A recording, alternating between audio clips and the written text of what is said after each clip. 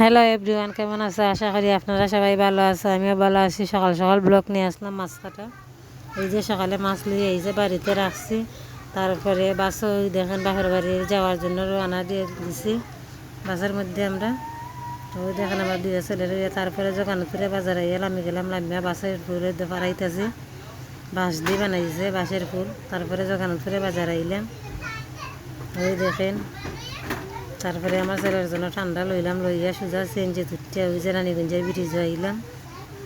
ওই দেখেন আপনারা রানীগঞ্জের ব্রিজ, আপনারা আমার ভিডিও বা রানীগঞ্জের ব্রিজ কীরকম লাগছে আপনারা আমার কমেন্টের মাধ্যমে জানাইয়া দিবেন।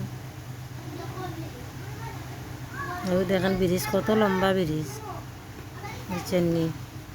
আপনারা যদি ভালো লাগে থাকে তাইলে লাইক কমেন্ট শেয়ার করতে ভুলবেন না। ওই দেখেন ব্রিজ। তারপরে আইলাম এখানে ব্রিজের এখানে টাকা লয়, টাকা দেয় ড্রাইভারে। ওই দেখেন টাকা দেওয়া শেষ। তারপরে আমরা ব্রিজ পাড়াই আমরা আইতাছি জগন্নাথপুর থেকে রানীগঞ্জের ব্রিজ পাড়াইয়া, তারপরে এই নাথগঞ্জ আইতাছি আমরা। ওই দেখেন, ওই দেখেন কি সুন্দর গ্রামের দৃশ্য।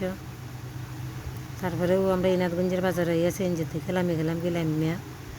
তারপরে সিএনজি আইসি ওইসব খাজির বাজার থেকে, মানে আমাদের এখানে।